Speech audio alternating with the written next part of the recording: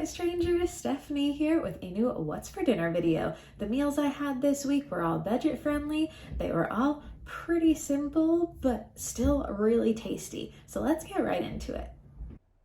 First up is my take on a French dip. I did not have a recipe for this. I really just wanted to use up a few things that I had on hand and thought this would be a good way to do that. So I started out by caramelizing some onions, and I did this pretty much the same way that I do my French onion soup, minus the turning it into a soup part. So I started out with my onions, butter, and a little bit of salt, and got that butter melted, got all of my onions nice and coated in that melted butter. And then I did switch this to a different burner. I mainly did it right here because I wanted to show y'all what I was doing, but I needed a smaller burner because I had a smaller pot there, and I also wanted to use my main burner for other things. So I let my onions go for quite a while. They were going for at least 20 minutes before I started working on the steak part of this. So I've got my steakums here. They're just the regular steakums. I had found them at Aldi. I originally planned on using roast beef for this, but the steakums worked out just fine. So once I got all of those browning, I added in my caramelized onions to that, and then added in a little bit of Worcestershire sauce, mixed that back up. And then the main thing that I was trying to find something to use this in was this French onion soup.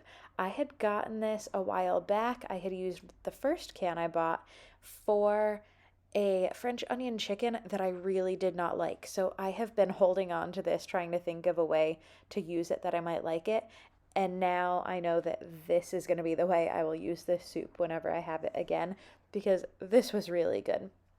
So I added in a little bit of that soup to it, but set the rest aside because I didn't want my meat to be too juicy. I just wanted a little bit of that flavor in there.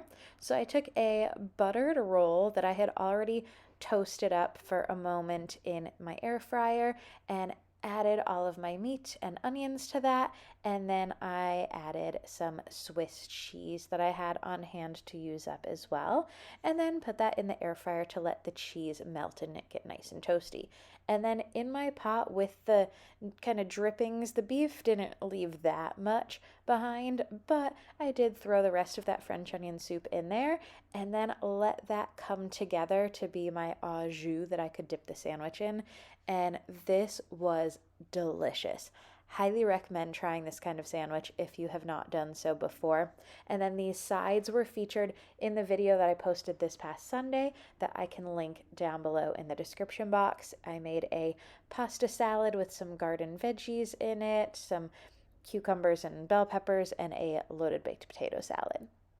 Next up is a simple salad with chicken and veggies in it. I've shown how I make salads before, but this one comes with a story time, and it's going to be a real random one. So a few days ago, I was getting out of the shower and I noticed on my collarbone a mark. And it was odd, but I dropped it. When it was still there the next day, I started to get concerned and wonder what it was because I hadn't used a curling iron and it kind of looked like a burn, but it could also be a bug bite, but it wasn't itchy. So I just thought to myself, you know what? If it gets worse, I'll go to the doctor, but for now, it's just this mystery mark on my collarbone. And then a few days later, I was eating something out of a bowl. And sometimes when I eat simple things out of a bowl, I will rest the bowl on my chest instead of using a little tray when I eat in front of the television. I'll just rest it on my chest like a little shelf. And then it dawned on me that a few days prior, the day that I made this particular salad, I had reheated my chicken in my bowl. That bowl right there. You can even see the remnants where I had reheated the chicken before I threw it in to mix it with the salad. And I was wearing a lower cut top than normal that day, so I burned myself eating a salad. That's all. Just had to share that fun story with you. The salad tasted delicious, and it did not hurt me at the moment, but it took me several days to realize why I had a mark on my collarbone, and now I just keep laughing over the fact that I burned myself with a salad. All right, moving on. We've got KFC Copycat Bowl. I have done this before with brown gravy, but I didn't like it. And then I found out you're supposed to also add chicken gravy to get that KFC taste. You're supposed to do them together. So I finally decided to try this again, and I'm so glad I did because that combo of the brown gravy and chicken gravy, even though I'm using pre-packaged little packets that you just add water to, this gravy was so good, and this is now going to be my go-to gravy for pretty much anything that I want a brownish gravy for. So that worked out really well. I just did it with 2 cups of water instead of 1 packet and 1 cup of water. I did the 2 packets, the 2 cups of water, worked out like a charm. Highly recommend trying this if you have not already, because I do love a good KFC bowl, but it can get expensive to get all that takeout. And I almost always have most of the ingredients for this on hand.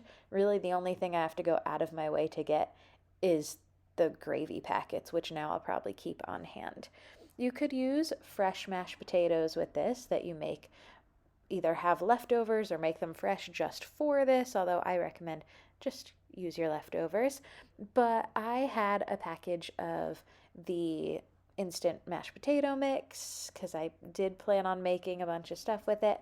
So I just made it according to the package directions.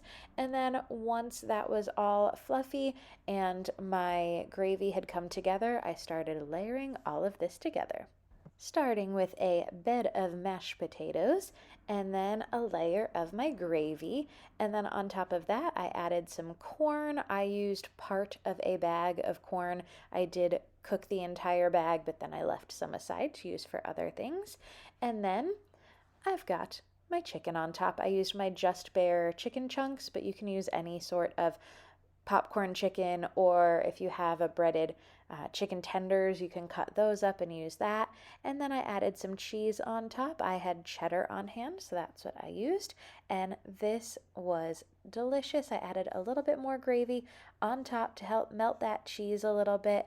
And this was perfect. I'm so glad that I finally found the right type of gravy to use, because I will definitely be making this more often. It's so comforting. Following that, I still had some mashed potatoes and I still had that gravy, so I decided to try something that I had in my freezer, which was some country fried steak, and I also had some asparagus to use up, so that's what I did as my veggie for this meal. So for my asparagus, I chop the ends off, and then I like my asparagus to be cut up before I cook it. I have found that when I cook it, sometimes it's just harder to cut up after the fact. So I do that beforehand, and then I add some olive oil to that. And then to season it, this night I used the Kinder's the blend seasoning, and that was it. Just a little bit of seasoning on there, and then I threw these in the air fryer. After mixing them up, I used my hands. You could use tongs if you'd like, but my hands suffice. They were clean, and then I cleaned them again afterwards. And then to make sure I didn't put oil all over my counter, I just pulled my cutting board back up there before I dumped this out on my air fryer basket for my air fry oven. And then right on the other side of the tray with this, I popped my country fried steak beef patty fritters. These are from Aldi. I picked those up when I saw them, and this is what they look like. You're supposed to brush them with oil, but I just threw it in the air fryer like this, put some gravy on it, and it worked out well. I really liked this, so don't be surprised if you see this pop up again, because it did come with 6 of those patties. Next up, pork ramen. So I had bought ramen from Costco. It was a pork flavored ramen, and I wanted to bulk it up to make it more of a dinner, so I made pork to go in my pork ramen.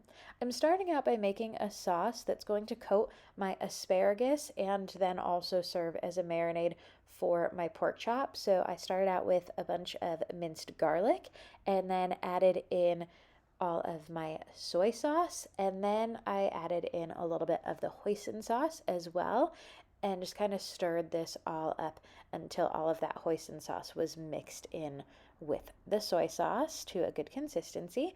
Then I'm going to start out by adding my asparagus into this. I wanted to do the asparagus first.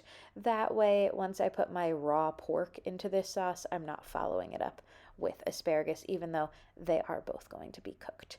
So to my sheet pan, I am going to add all of that asparagus that I just marinated for a few moments in that sauce. And then I'm also going to add a little bit extra of that garlic right there on the sheet pan, while leaving some to still go in with my pork chops. Once I've got that all taken care of, I'm going to move that out of the way and start to take care of my pork. This is those really big pork chops that I got from Costco that I put in these vacuum sealer bags in individual portions so that I can thaw them one at a time. And then I'm just going to kind of coat this in my marinade.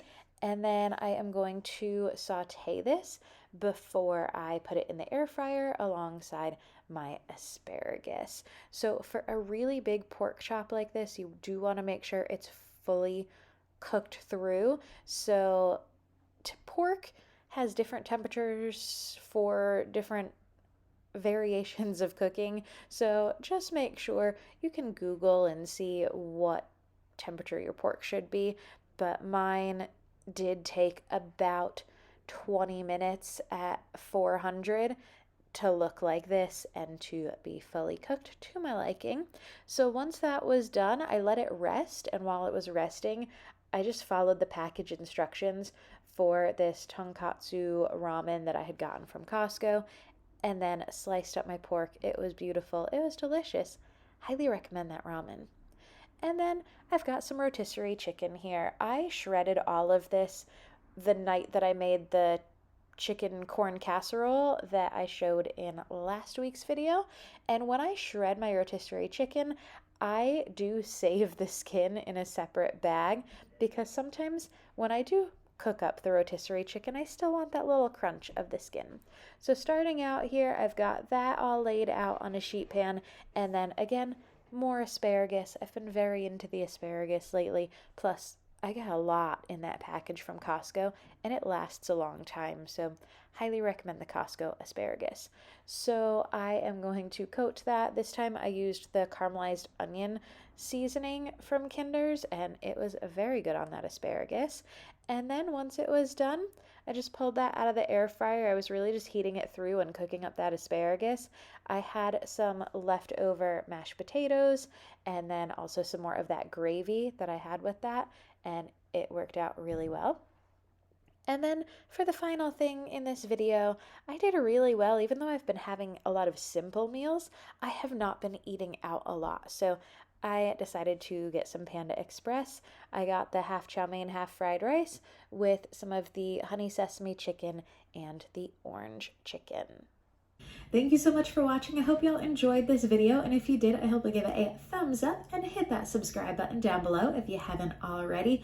Also, even though it's been over a week, I hope y'all enjoyed story time. This is that little burn that is still healing from over a week ago that I burned myself on a salad. So hope y'all enjoyed that one, because it's highly amusing to me once I figured out why I had a random red mark there for days, or at this point over a week.